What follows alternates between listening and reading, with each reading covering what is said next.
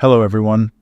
As you probably know, DDR5 and even DDR4 prices have gone up significantly, largely due to high demand from AI companies. If you're building a budget system, spending that much on memory just doesn't make much sense. So, what about DDR3? Is it still possible to play modern games on a system like that? In this video, I'll be testing one of the most powerful CPUs with DDR3 support, the Xeon E5-2696 V3. You won't find much information about this CPU or other similar V3 and V4 models with DDR3 support on Intel's website. And that's because these were OEM chips made by Intel for specific clients. The Xeon E5-2696 V3 is an 18-core CPU based on the Haswell EP architecture from 2014, with a maximum turbo boost of up to 3.8 GHz. For this build, I'm using a no-name Chinese X99 XD3 motherboard. It's recognized as XD4 because of the modded BIOS. I'll explain more about that later.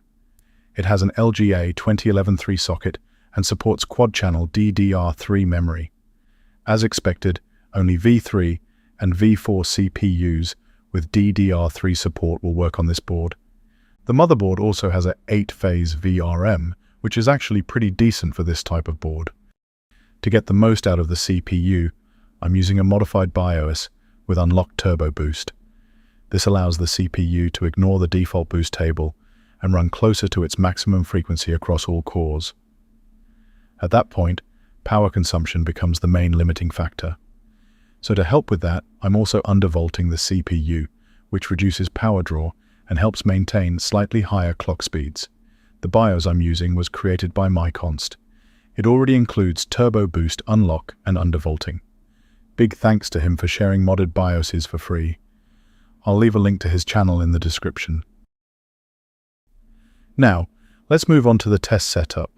I'll be running the CPU with 16 cores enabled and hyper-threading disabled, since this is usually the sweet spot for gaming. Memory is running in quad-channel mode at 1866 MHz with tuned timings. For the GPU, I'm using a GeForce RTX 5070 Ti. And finally, I'll be testing only single-player games. That's what I personally play. All games are official copies from Steam, Epic, and GOG. Let's start with one of my favorite games, Cyberpunk 2077. For the first test, I'm using 4K resolution, high settings, and DLSS set to performance. First, let's take a look at the benchmark results. As you can see, performance is very good. Average FPS is 122, with a minimum of 100. Now let's check real gameplay in the middle of the city, while riding a fast motorcycle. FPS does drop a bit, but overall it's still very solid, with almost no drops below 60, even in the most demanding areas. Next, let's enable the Ray Tracing Ultra preset, again with DLSS performance. In the benchmark, FPS drops quite a lot, but the result still looks good. And as you can see, the GPU is not fully utilized, so it's not the main limiting factor here. We're getting around 70 FPS on average, with a minimum of 63, which is actually quite promising. But what happens in a heavy scene, like a roundabout in the city center? Well, here performance drops further, down to around 45 frames per second in the most demanding moments.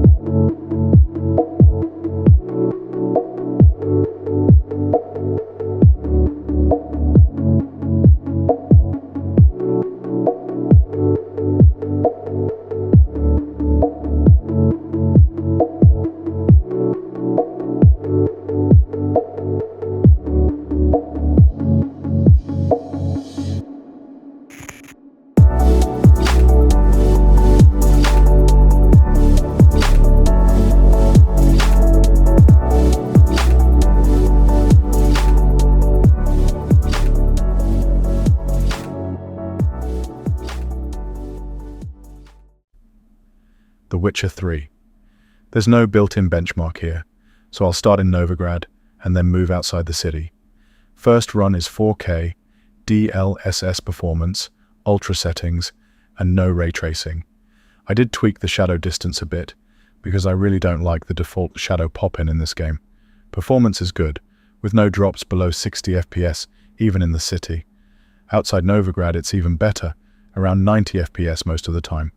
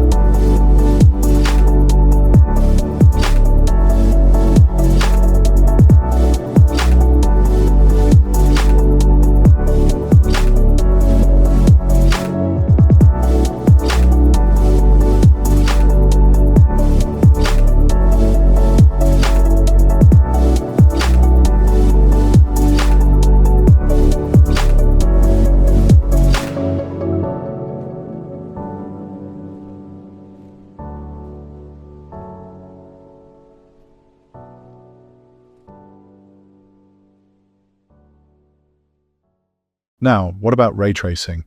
Well, enabling RT causes a noticeable drop in performance. So unfortunately, ray tracing here is not just GPU heavy, it also puts a significant load on the CPU.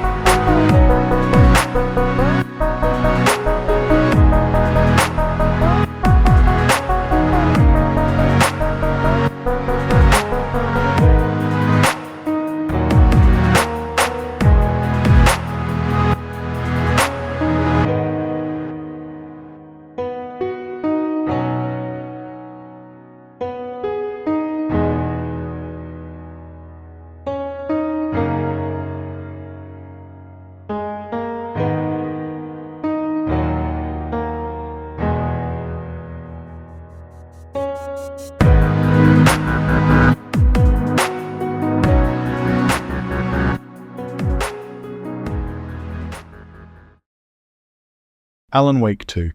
First test is 4K DLSS Ultra Performance, high preset with ray tracing off. In both test locations, performance is good, with almost no drops below 60 FPS.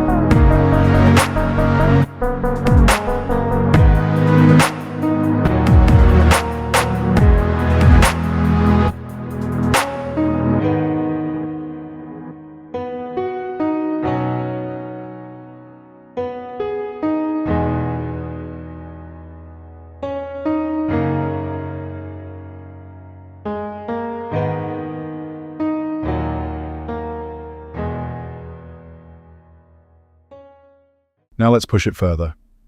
4K DLSS Ultra Performance, high preset, with ray tracing and path tracing both set to high. Performance is around 60 FPS most of the time, which is actually pretty impressive for these settings.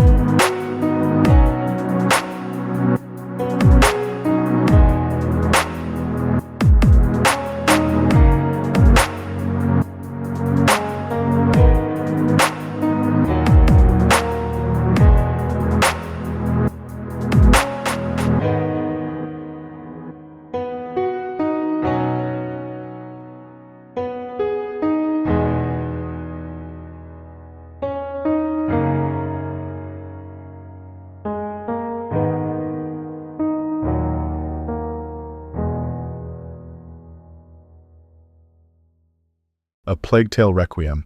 In my opinion, this is one of the best looking games out there. Most reviewers test performance at the very beginning, but as usual, cities are much more CPU intensive. So I'm testing later in the game. At 4K with DLSS performance, ultra preset with ray tracing off, performance isn't great, but it stays above 50 FPS most of the time.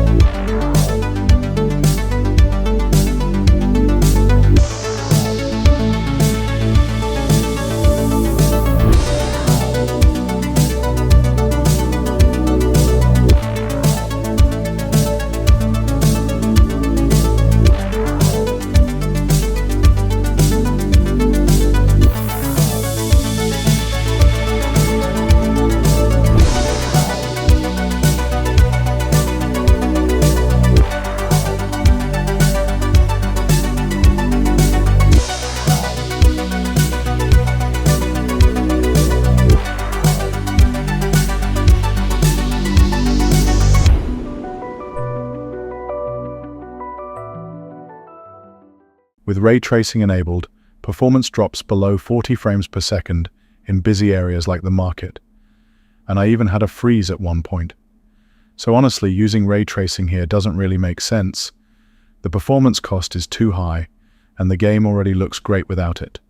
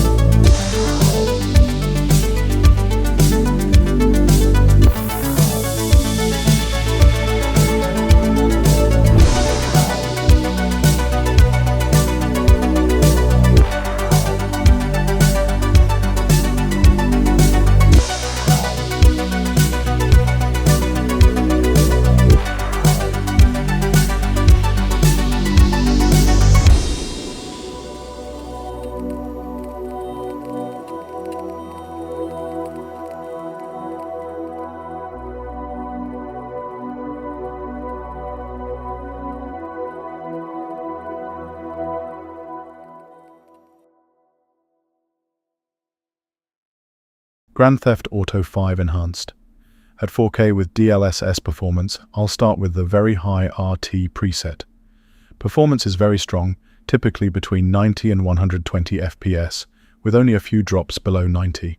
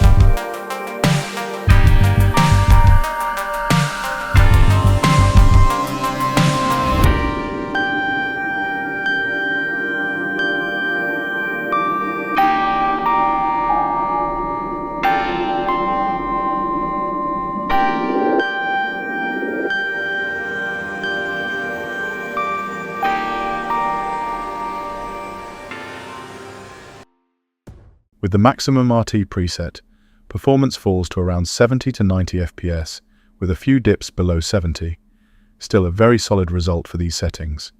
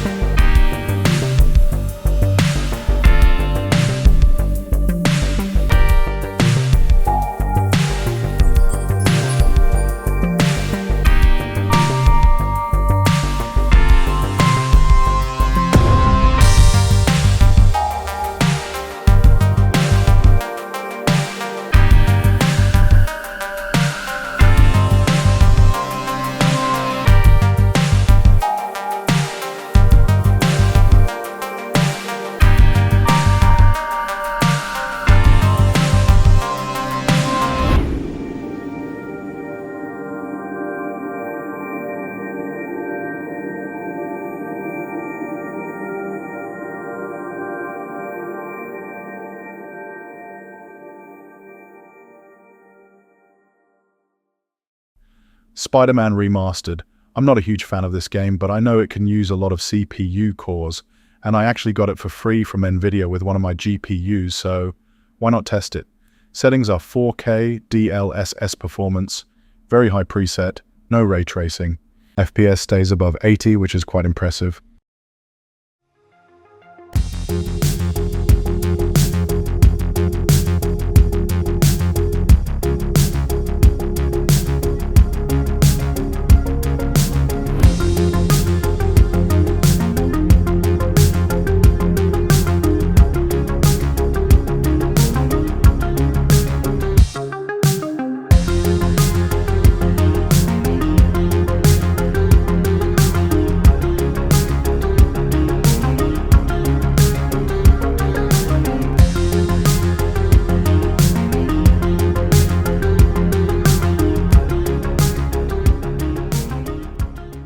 Now with ray tracing enabled, performance drops quite noticeably, but it still stays above 60 frames per second.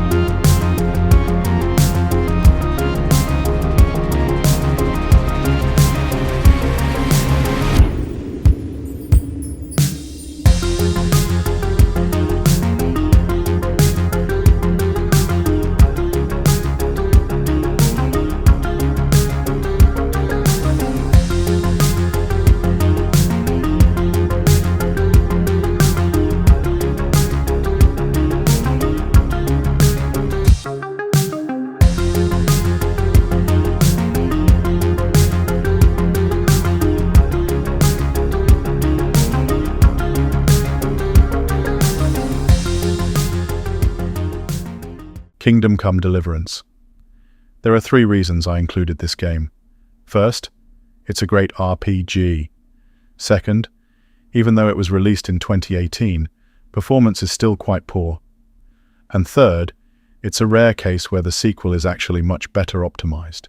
This game doesn't support modern upscaling, so I'm using 720p with the very high preset. Performance is not great, with drops down to around 45 frames per second, but honestly, that's normal for this game.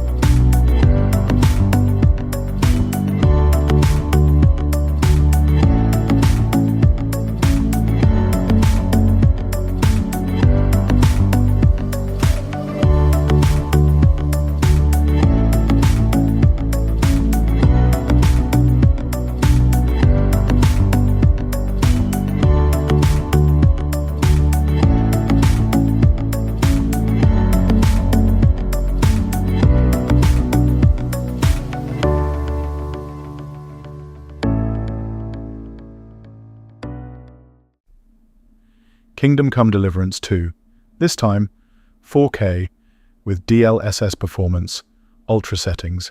Chornobyl is a much larger city than RT in the first game, but performance is actually much better.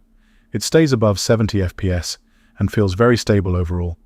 There is one small catch though. Due to some medieval speed limits, you can't ride a horse at full speed inside the city anymore. That probably helps performance a bit, but to be honest, performance in RT in the first game is poor, even when moving on foot.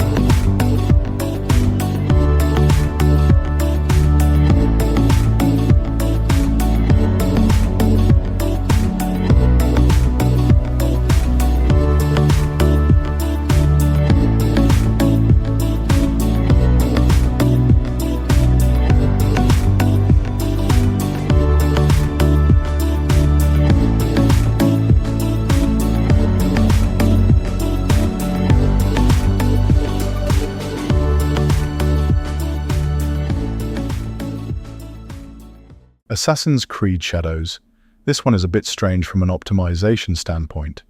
CPU performance looks good, but something feels off with GPU optimization. Lowering the resolution and using upscaling doesn't improve performance as much as it should, even though GPU utilization remains high. I had to drop down to Full HD with DLSS set to performance using the very high preset, and even then, the GPU was still the limiting factor in some benchmark scenes. That said, overall performance is still good, with an average of 82 FPS in the benchmark and no drops below 60 during gameplay.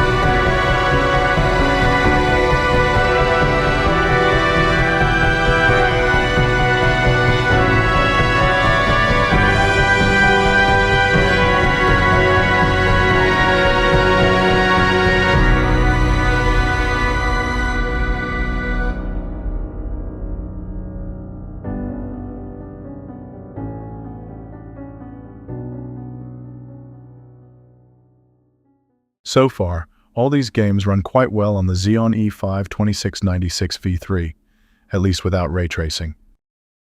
Now let's look at some titles that don't perform as well. Starting with S.T.A.L.K.E.R 2. I used to be a big fan of the original S.T.A.L.K.E.R games, although I hadn't played them in many years before this one. Still, I actually like the new game. At 4K, DLSS quality, high preset, performance in Zalissya drops to around 35 FPS. In Pripyat, it's slightly better. 3.6 Ronkin. 45 FPS. Not great, not terrible. Indoor areas are also quite demanding. Overall, the game is still playable, but performance is definitely not ideal.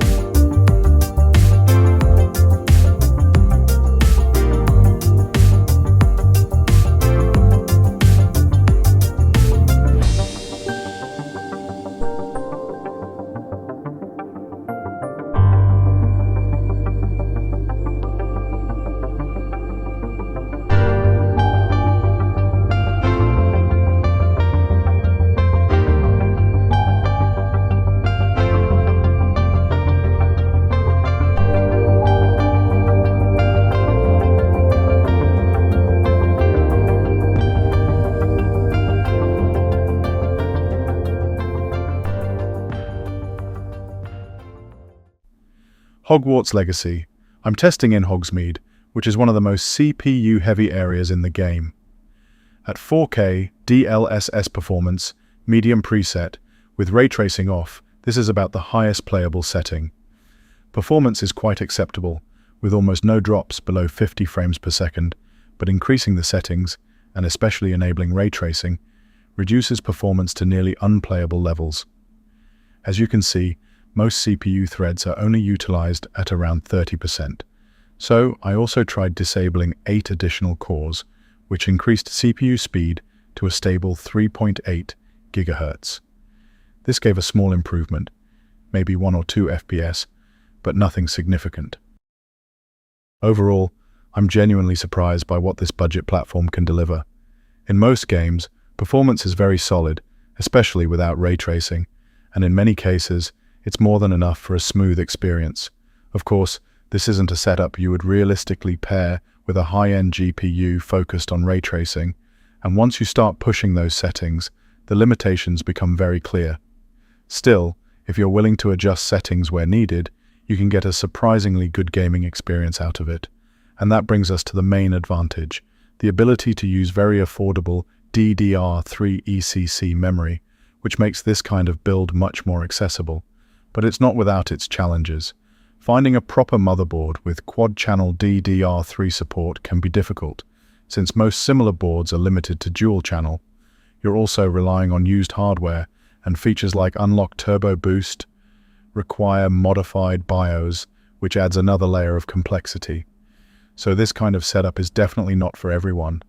But if you enjoy experimenting, tweaking, and getting the most out of older hardware, it can still deliver a surprisingly capable and very cost-effective gaming system.